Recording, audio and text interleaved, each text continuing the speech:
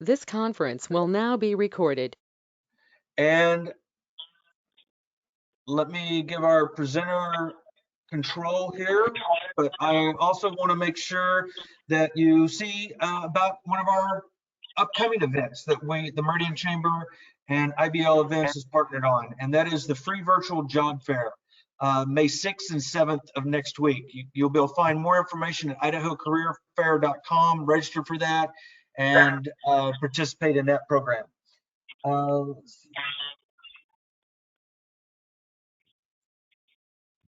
Steve, if you will unmute and turn your camera on, I am going to be giving you presenter access right now.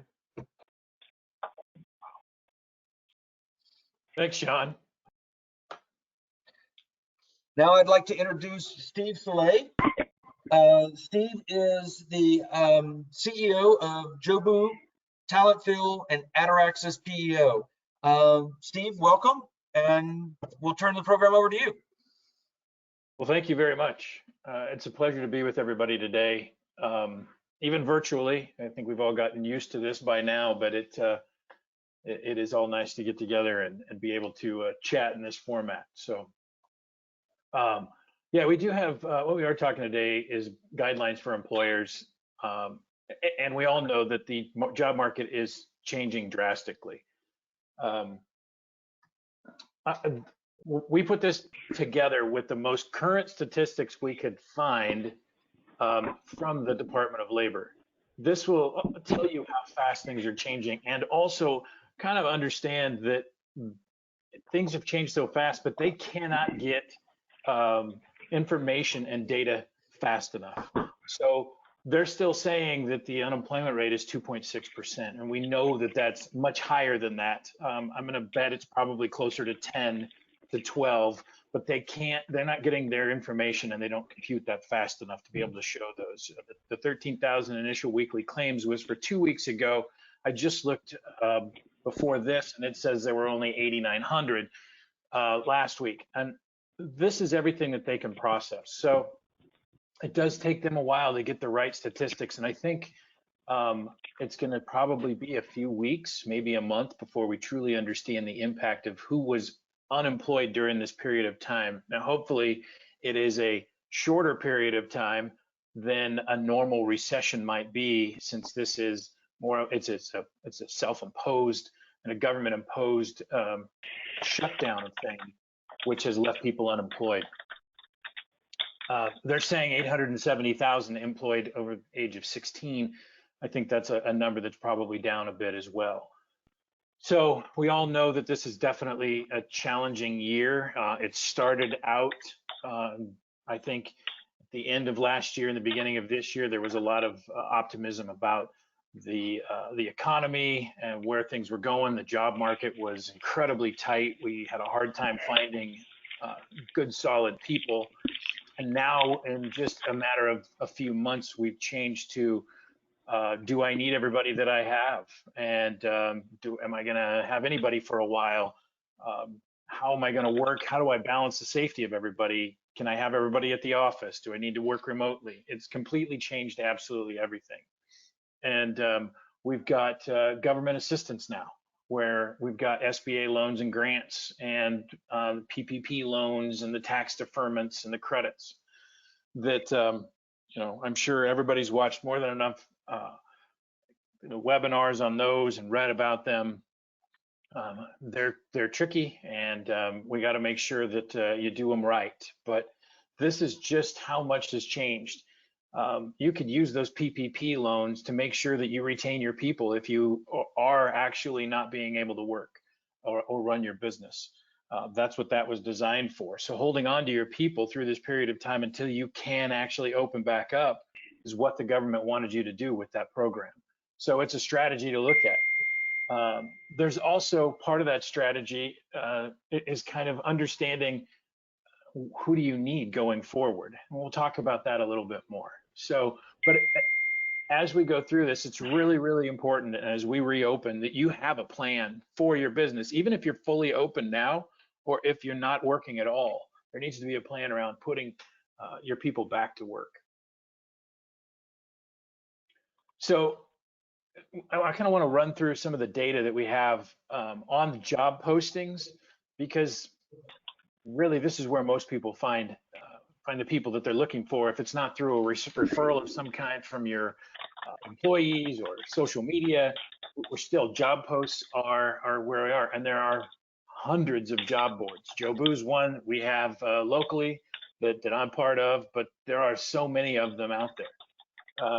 When you look at it, there's 53,290 unique job postings for the first quarter, and then there's 322,000 plus total job postings. It's really interesting because these job postings, the unique ones means they posted at once. The 322,000 means all these sites, they scrape each other, and they push them around, and they're taking a posting from one site and putting it on theirs to make it look like they're posting. So when you look at all the job postings, it's not as huge as it really looks like when you look at all the websites, because they're just reposting everything for each other. But when we look at it, even in the first quarter of this year, it took 43 days. Most of these postings were on there for at least 43 days. Obviously, the Ada County with the largest population is going to have the most job openings, but this is how they kind of break down for the job posts. Wanted to kind of show you how we look at the top 10 companies posting jobs. And I'm going to say that you've got some, like medical was a huge employer, and depending on what kind of health care system or provider they were is going to depend on whether they're still hiring now or not. But and you look, Micron was, you know, the largest of total postings, means that they either posted it on lots of sites or it was scraped and put on other sites, but they had 1,200 unique postings. And that doesn't mean that they're hiring 1,200 jobs here. It means that they had 1,200 postings that they were looking for, and they're probably using Boise as a market and Idaho as a market to hire for all their corporate-wide, possibly move. Their postings are on there a little longer. Oracle is posting quite a bit in Boise. What that tells you is that there's a lot of talent here. And we all talk like we need more talent, but there's a lot of talent in Idaho. If Oracle, who does not have a large presence in Idaho, has posted 1,100, a little more than 1,100 unique postings in the first quarter for the openings that they have worldwide or countrywide. So they're trying to take the talent out of here, and that's what they're looking at. And then you got Trinity Health, which is St. Alphonsus. You got St. Luke's. All these, when you look at it, you can also see on here that you've got the unique postings and the total postings, and there's a ratio here. If you look at like Micron's, is almost a 12-to-1 ratio of how many times and places they have to put their unique posting in order to get more traction. And so that's how kind of all these work is that you post it out there and you're going to put it on one or two sites, but then it's going to scrape around, and then you might need to put it on other sites in order to get it to really move around and get the most visibility for it. I will tell you that from our hiring, whether it be for our clients or for ourselves, probably some of the bigger job sites, but also social media is probably some of the best things you could do to share your job posting. Don't just put your job posting out online and expect it to just do something by itself. You really need to actively work that, and social media is a really good place to do that, and having your current employees and team members push that out to their networks as well is a great one. So when we're in this in this market right now, you have to understand what we actually have, because it's kind of like we went from flying down the freeway at 100 miles an hour to trying to shift into reverse without really hitting the brakes. And so we've gone from one mindset of I can't find people to there's a lot of people out there. But unfortunately right now it's difficult, because not only do we really not understand what the current conditions are going to be like and how long they're going to be this way, but we also have to kind of understand who's available to work and the barriers that are in front of us, because the current market conditions, we don't know if it's going to be a fast recovery or slow. We do understand, as it says here, what's the impact of long-term social distancing? Well, does that mean working from home? Does that mean reorganizing your office so that you make sure that people aren't right on top of each other? Is it going to go from a more of an open workspace to a closed, everybody's got an office again? Those are some of the risk factors you have to look at. But I think when you look at the people side of it, you also have to understand that because of the government programs that are out there for unemployment, for instance, Idaho just started paying out the federal $600 a week. I will tell you my personal opinion is that was a giant mistake. And I think they left out two words, and that was up to $600. But the language is a flat, it is an additional $600. So people are getting the unemployment from Idaho that they would normally get on their calculation, and then they're getting another $600. The problem is people right now are making more money on unemployment than they may have made at their jobs. And so you've got companies who got the PPP loans, or the companies who are trying to start back up, excuse me, and they cannot get the people to come back because they're making more money on unemployment. And this program's supposed to go through July. Well, there's got to be a way that we can help make sure that the Department of Labor understands who's available to work, who has work for them, and it can't just be people sitting on this until the program runs out, or else we're going to have a hard time with our economy really getting it back going if there's not enough people who are willing to work because of the programs that they are on right now. So I think we don't want to flood the Department of Labor. It's not the Department of Labor who has a say in this, but I would recommend and I would strongly encourage people to reach out to your congressmen and the senators and tell them that they need to go make a change in this program, because this program is actually going to cost a lot of money, and it's going to cost business to move forward, because it's allowing people to stay home and not work and make more than they would if they worked. And that's not how we're going to start our economy back up when we are able to get back out there. So they need to change that so it's up to $600, not a flat $600. So I'll get off of that one and move forward. But it does take into consider, you do have to have that in consideration when you're looking at the strategies you have for reopening. But if you look at it, how can we take this time? And I like to look at this as, how do we take this time and actually make it productive for our businesses, so that once we realize, hey, we're going to make through this, it's going to be hard, whatever, and we're going to get through it. How can I make sure that my business is better than it was before?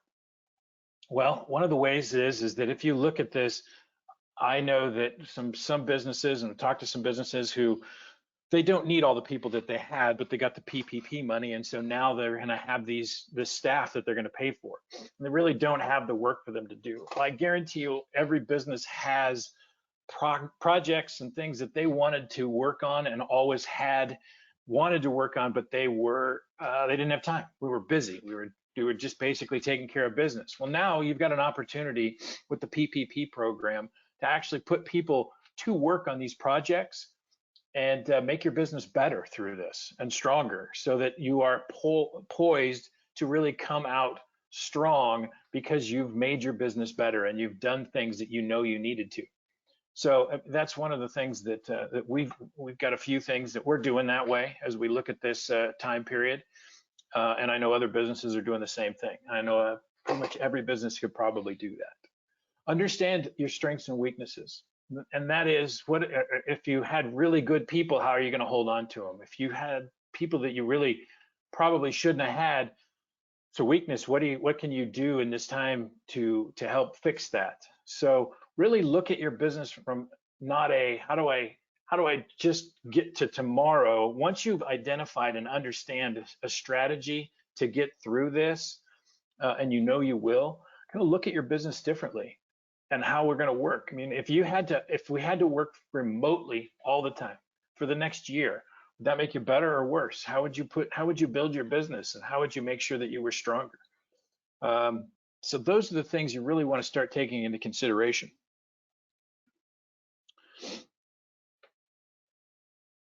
So, as I was talking about finding talent, so there's a lot of things that can be done and a lot of things that people are doing. And there's a lot of resources out there. I don't think you can just wait and look at the normal way we did things before, because now you're going to have, as unemployment ends and as people start going back to work, there's going to be more talent out there. Maybe it's time when you look at it as we say, you know, what is the hiring curve going to look like as we go forward? Everybody's going to be hiring as things progress, and we can move out of where we are, and we can kind of get back to a normal, quote unquote. So I would think strategically about it. And if you find the right people out there, there's a lot of companies who had to downsize. We know that. We had to get rid of people. Well, there's a lot of A players out there. Maybe you've been struggling for the last couple of years because the market's been so tight to find those people.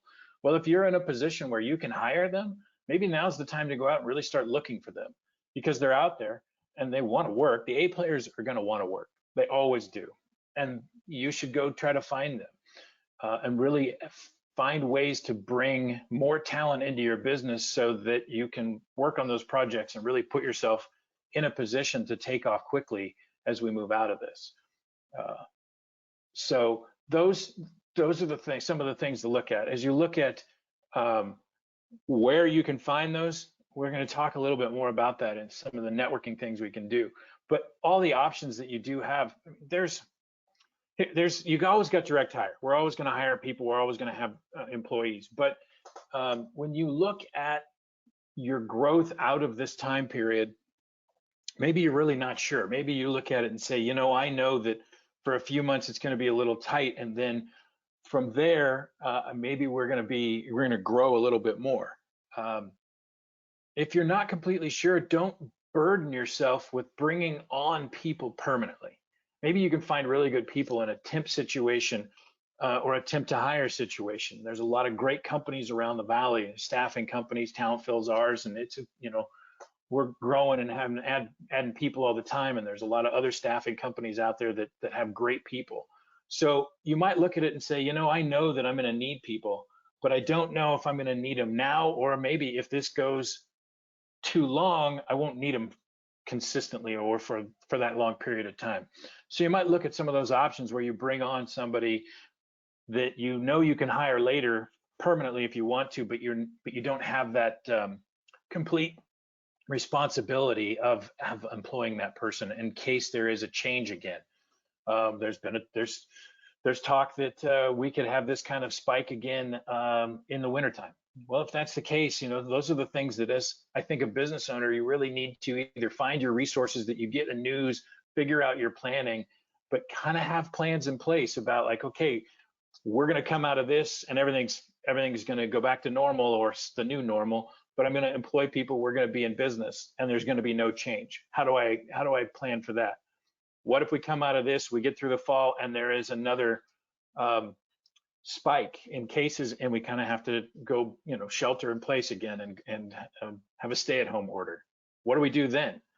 You know, we don't know if the government's going to have more stimulus money at that point. We don't know what's going to happen, but plan for your different alternatives because we don't know. It's completely unpredictable at this point what's going to happen, and until there is a vaccine, this is kind of the reality we're living in. So you have to take all those things into consideration. So don't burden your company with a lot of permanent change right now. Be very flexible, nimble, and that's why I say I think, you know, temp and gig and temp to hire are very helpful. Online hiring tools, those are always good with finding people and finding solutions. And I will tell you that there's a lot of, you know, LinkedIn has a lot of great one. Indeed has a lot of great articles. There's a lot of good articles around the strategy of hiring people. Don't just rely on one source. We love to do everything for our clients, but there's so much information out there. We try to gather as much as we can, but I encourage people to read around and look at different sources, material sources, because there's lots of different opinions, and then that way you can take what's best for you. My risk tolerance is going to be different than your risk tolerance, and so that's how you're going to build your strategy. So make sure that you're looking at all those things. Kind of how I was talking before, but you have to adapt your hiring practices. Before COVID-19, you know, we used to manually screen resumes, and a lot of people still, you know, did that, but people were going to drop the resume off to you. Well, a lot of people can't drop the resume off because you're not there.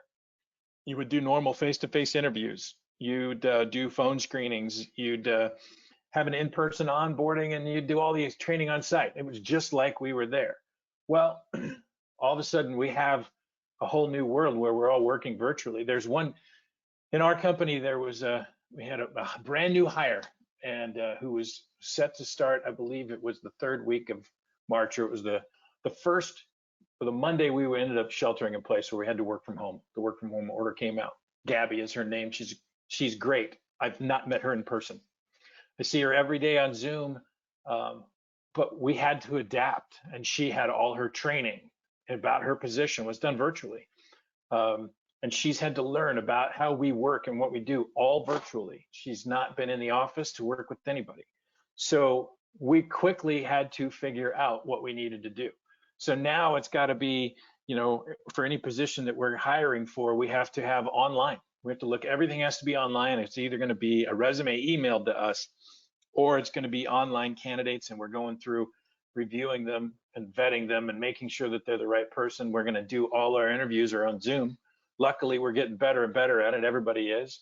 And then you've got to do all your onboarding.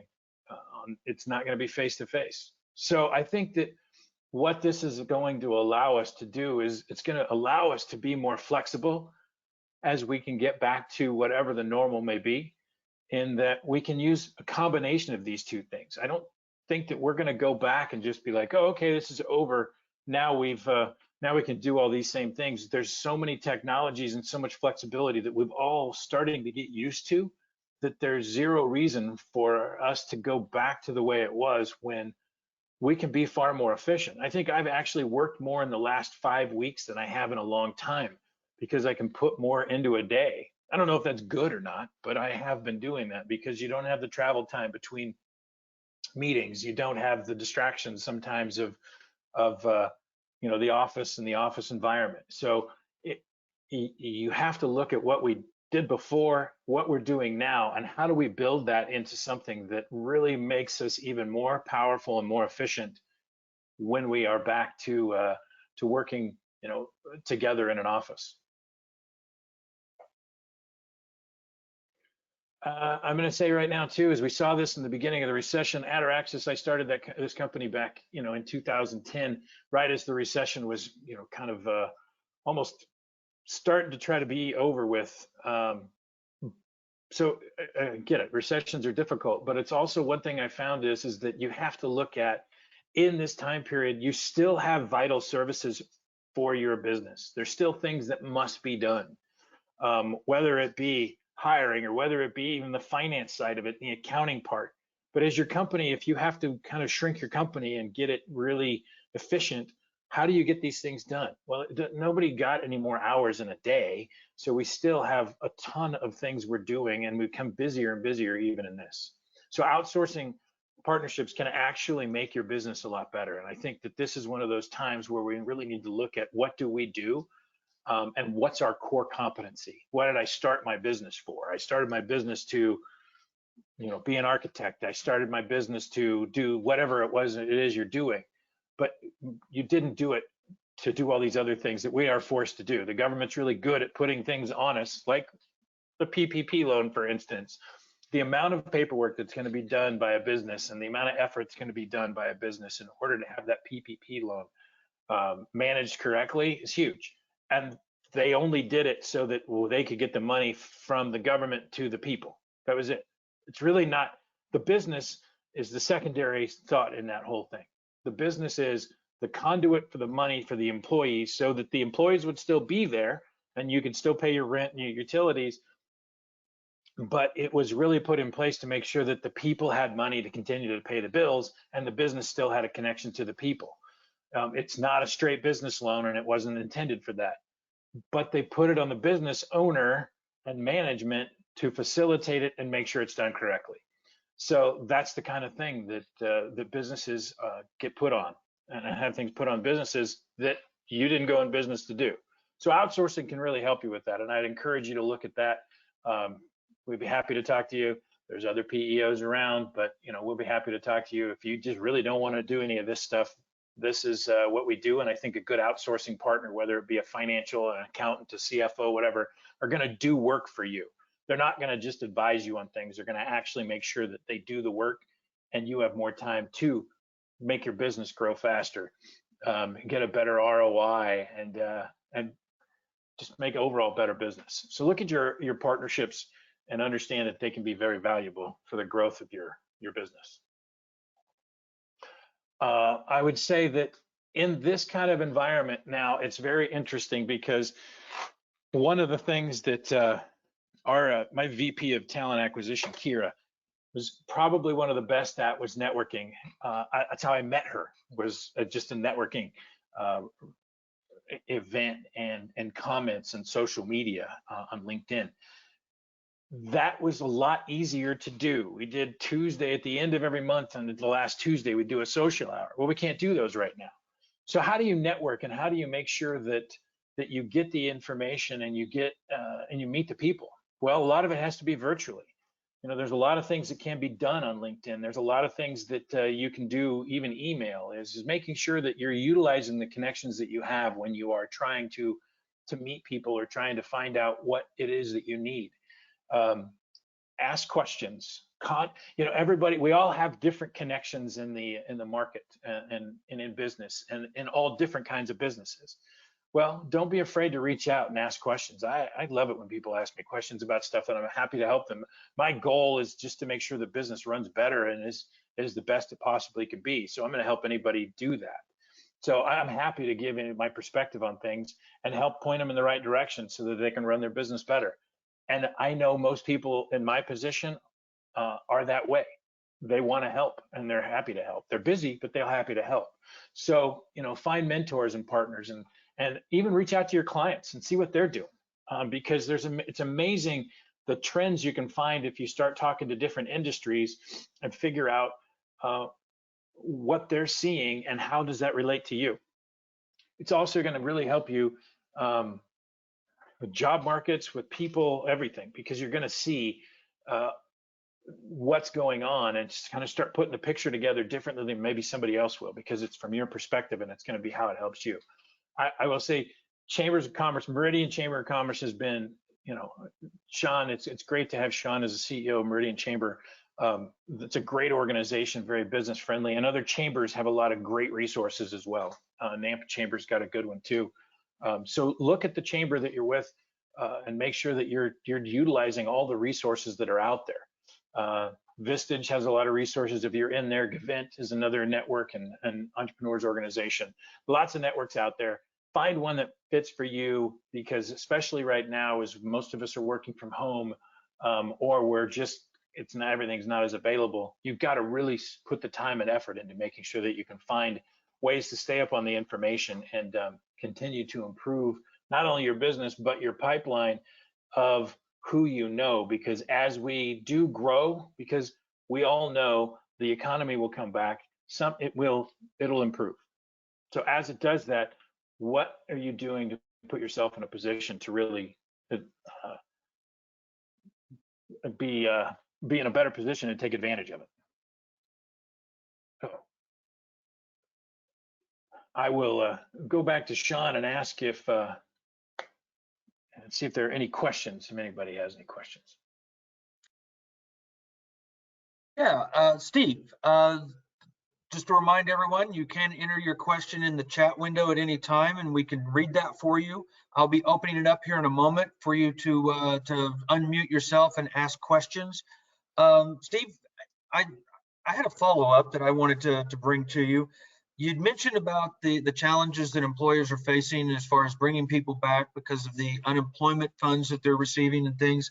How do you recommend employers communicate with their employees that are fearful for returning to work, but due to virus and safety issues and things like that? How would you recommend they communicate to their employers or to the employees? Yeah, you know, if you have a large number of employees, I've actually talked to a couple of companies that have done, you know, Zoom meetings with the employees. They send it out. I mean, I would say most employers now have email addresses for, you know, personal email addresses for employees if they're at home, or their work email addresses. I would put together meetings and have conversations with them about that. But you also have to make sure you put a plan together. For instance, I'll tell you what, like our company, the plan that we have for going back to the office is, I think we're going to open it up and say, if you're willing and you want to work from home and you're more comfortable working from home, work from home. If you want to go to the office and work at the office, that's great. We're going to control the number of people that are there so that we can make sure that there's safe distance. We're still social distancing appropriately. I don't want to see, we do a Zoom huddle every day, and I don't want to see, 12 people standing in one conference room around a video camera for the huddle of the people that are there while everybody else is at home. That wouldn't be appropriate. So the policy we'll have is that everybody is still going to do their huddle from their computer at the office instead of going into a big room. So you got to be conscious about that. You also have to make sure that you're putting safeguards in place, probably, cleaning the office a lot more than you did before. Making sure things are disinfected, having appropriate supplies for people who are at the office.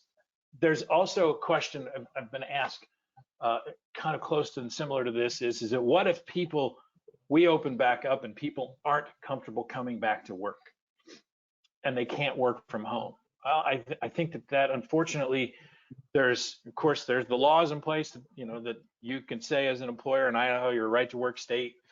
If they don't have a child at home and they don't fall within a protected class of people with the new FMLA and PSL and paid sick leave, then I think it's a decision on the business side of whether or not you're going to allow that person to stay home and really accommodate that, or going to try to make them comfortable and tell them they have to come into work. But you got to communicate a good, solid plan to your employees. Okay, thanks, Steve. Let's see here if there's any questions on chat. Doesn't look like there is. I have allowed you to unmute, so if anyone has a question, please let's chime in.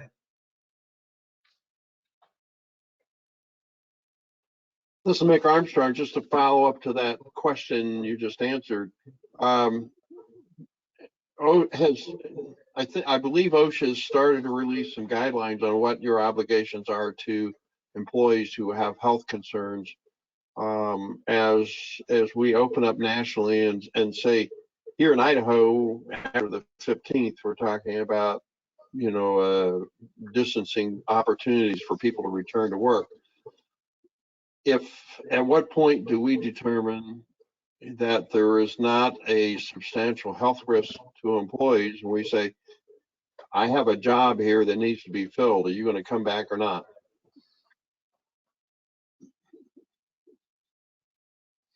You're saying at what point do we do that? Yeah.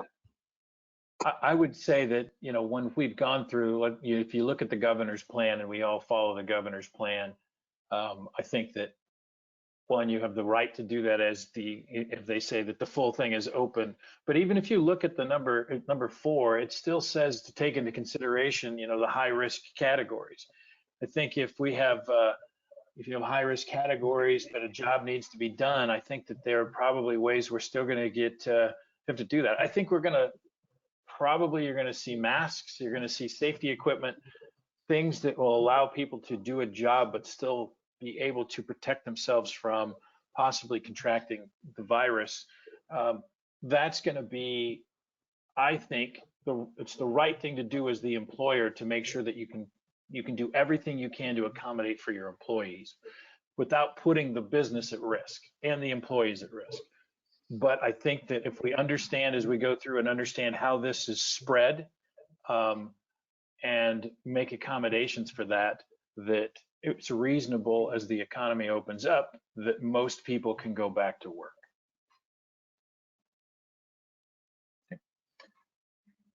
Thank you, Steve. Anyone else have a question? You can unmute yourself and ask it directly.